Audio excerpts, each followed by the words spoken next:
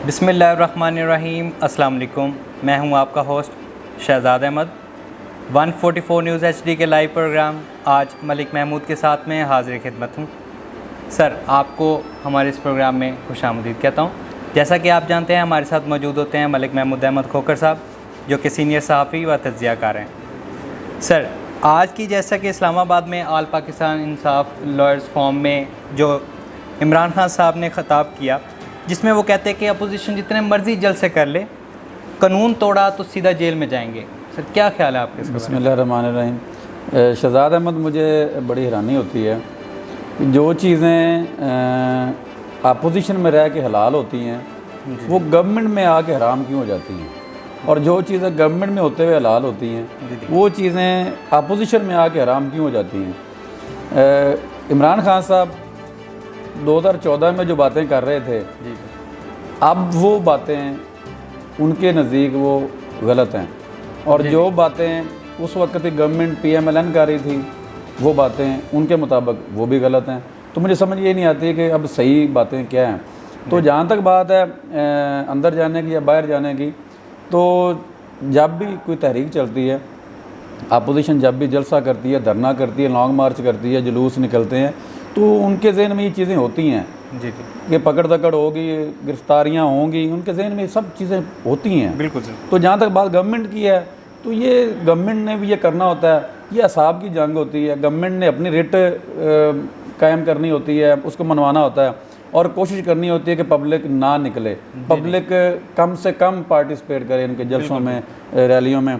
और अपोजिशन की ये कोशिश होती है कि ज़्यादा से ज़्यादा पार्टिसिपेशन हो, पब्लिक की, अवाम की ज़्यादा से ज़्यादा पार्टिसिपेशन हो, जिससे ये साबित हो कि अवाम जो है इस गवर्नमेंट को मज़ीद बर्दाश्त नहीं करना चाहती या नहीं गवर्नमेंट को चाहते, नापसंदीदगी का इज़हार करते हैं। तो इसलिए ये असाब की जंग होती है, ताकत की जंग होती है, बर्दाश्त की जंग होती है।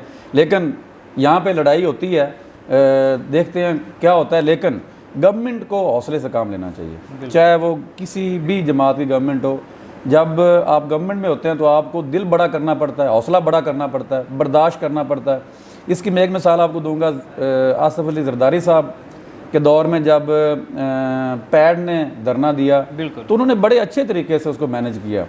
तो अपोजिशन ने धरने देने होते हैं, रैलियाँ, जलसे जुलूस ये होते हैं, और ये तो गवर्नमेंट का काम है कि उसको मुज़ाकरात के दरवाजे खुले रखे, मुज़ाकरात करे, और इतनी जो सख्त लाइन नहीं लेनी चाहिए कि आप मुज़ाकरात के दरवाजे बंद कर दें। तो गवर्नमेंट को बजाय गिरफ्तारियाँ करने के, गिरफ्तारियाँ हमेशा अपोजिशन के हक़ में जाती हैं, ये बात ध्यान में रखें। जितनी गिरफ्तारियाँ होंगी, अगर खुदा न खास्ता कोई एक आध दो चार, उसमें मैं अल्फाज मुँह से बोलना नहीं चाहता, अगर इस तरह का मिसाइब हो जाता है तो फिर और ज़्यादा अपोजिशन के फेवर में बात चली जाती है। तो मेरे ख्याल में गवर्नमेंट को मुज़ाकरात करने चाहिए, और कुछ लो की बुनियाद पे मामलात को ठीक करना चाहिए। अल्टीमेटली मैं ये समझता हूँ कि अवाम का सोचना चाहिए कि जो जंग है, गिरफ्तारियाँ हैं, मज़ामत है, ये चीज़ें अल्टीमेटली ये दोनों के लिए नुकसानदेह होती हैं। बिल्कुल, जैसा कि इसमें इमरान खान साहब ने एक बात और इसमें बोली है कि नवाज शरीफ साहब जो है आर्मी को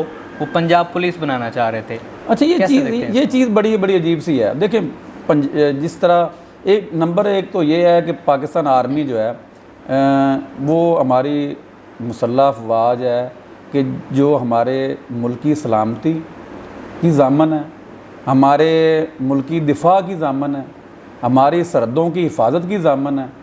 तो पाक फ़ौज को हर बात में घसीटना ये बुरी बात है।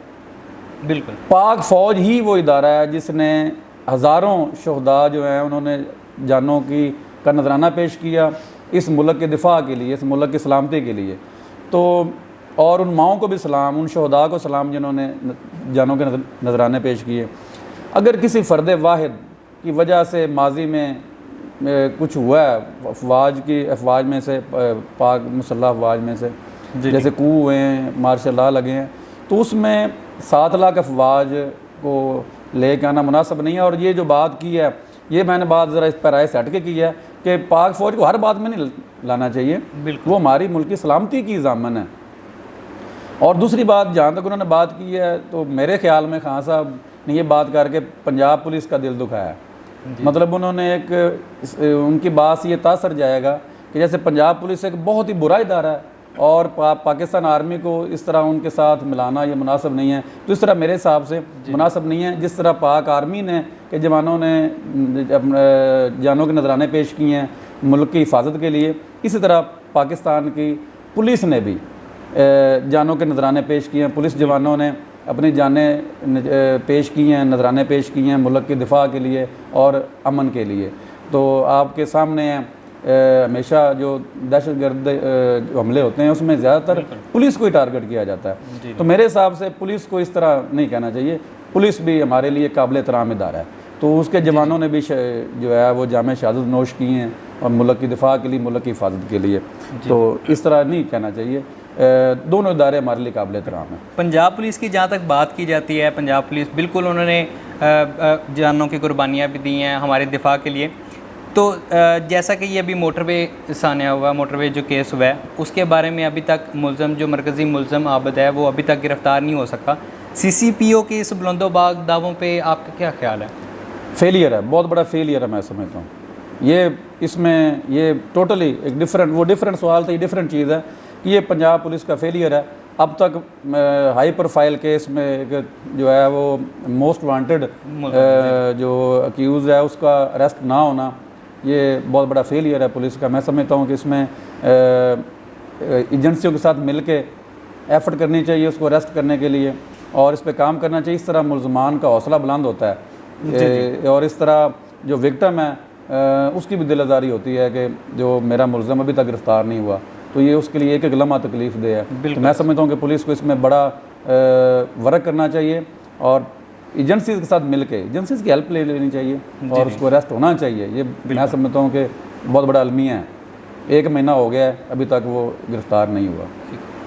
बिल्कुल, इसमें जो है वो आपकी बात बिल्कुल बजाय। और मैं इसमें ये इसमें गवर्नेंस का बड़ा अमल दखल है। बिल्कुल आजकल जितने वाक़यात हो रहे हैं, ये मोटरवे वाला मैंने पहले भी एक प्रोग्राम में कहा था कि जो वाक़यात रिपोर्ट हो जाते हैं शहजाद अहमद, वो उन पे एक्शन भी होता है और वो लोगों के इल्म में आ जाता है। और जो ऐसे हज़ारों वाक़यात हैं जो रिपोर्ट ही नहीं होते। इसमें कुछ वाक़यात ऐसे हैं जिसमें मुतासरीन जो है वो खुद ही स्टेप बैक कर जाते हैं अपनी इज़्ज़त को बचाने के लिए, और कुछ अगर 1-2% रिपोर्ट हो भी जाते हैं तो उस पर इस रफ्तार से एक्शन नहीं होता। बिल्कुल ऐसे। तो इसलिए ऐसे हज़ारों वाक़यात हो रहे हैं और ये बैड गवर्नेंस की बहुत बड़ी मिसाल होते हैं। तो मैं समझता हूँ गवर्नमेंट को गवर्नेंस पे तवज्जो देनी चाहिए। यही मैं बात पहले दिन से कर रहा हूँ कि गवर्नमेंट को गरीब आवाम के लिए, मज़लूम आवाम के लिए सोचना चाहिए। गवर्नेंस पे तवज्जो देनी चाहिए, रोज़गार पे तवज्जो देनी चाहिए, महंगाई पे तवज्जो देनी चाहिए। मैं हर प्रोग्राम में ये बात करूँगा, मैं हर प्रोग्राम में ये बात दोहराऊँगा कि गवर्नमेंट को चाहिए कि वो गरीब के लिए सोचे। अब बिजली महंगी कर दी है, फिर ये इजाफा हो जाएगा हर चीज़ में। ये चीज़ें आपको गरीब का सोचना चाहिए। मैं ये हर प्रोग्राम में ये कहूँगा। तो गवर्नेंस पे तवज्जो देनी चाहिए गवर्नमेंट को। ठीक है, बिल्कुल। इसमें यह है कि इस्लामाबाद हाई कोर्ट ने, अब जो हम अगली खबर अपने नाज़रीन के लिए, कि इस्लामाबाद हाई कोर्ट ने 24 नवंबर को बज़रिया इश्तिहार जो है वो नवाज शरीफ की को तलब करने के लिए उन्होंने एक इश्तिहार जो है वो दे दिया है। तो इसके बारे में आपका क्या कहना है? चलता रहता है ये सियासी विक्टिमाइजेशन होती है, इसमें नहीं हो। मियाँ साहब नहीं आएंगे, वो मर्ज़ी से आएंगे। कम अज़ कम इस एटमॉस्फेयर में तो बिल्कुल भी नहीं आएंगे। वो वहाँ बैठ के सियासत करेंगे, भरपूर सियासत करेंगे। उन्होंने एक जो है वो अग्रेसिव लाइन ले ली है। तो अब वो मैं जानता हूँ मियाँ साहब को, वो अब रुकने वाले नहीं हैं। तो जहाँ तक इश्तिहार की बात है तो ये चीज़ें चलती रहती हैं। अगर आपको याद हो, परवेज़ मुशर्रफ साहब के दौर में तो सज़ाए मौत सुना दी गई थी और जिला वतनी और बड़ा कुछ। ये उनके लिए भी कोई ये नया नहीं है और अदालतों के लिए भी ये नया नहीं है। इन चीज़ों पे देख लीजिएगा, अचानक आपको पता चलेगा कि सब ख़त्म हो गया। जैसे कि NR की बातें होती हैं। जिसमें एक और बात मैं ऐड कर दूं, अगर अपोजिशन ठीक तरह से प्रेशर बिल्डअप करने में कामयाब हो जाती है गवर्नमेंट पे, तो अनडिक्लेयर्ड NRO आ जाएगा और सब कुछ ठीक हो जाएगा। अनडिक्लेयर्ड, अनअनाउंस्ड जो है वो आ जाएगा NRO, सब ठीक हो जाएगा। और उसके अलावा और हल भी कोई नहीं है। गिवन टेक तो होना ही होना है एंड ऑफ द डे।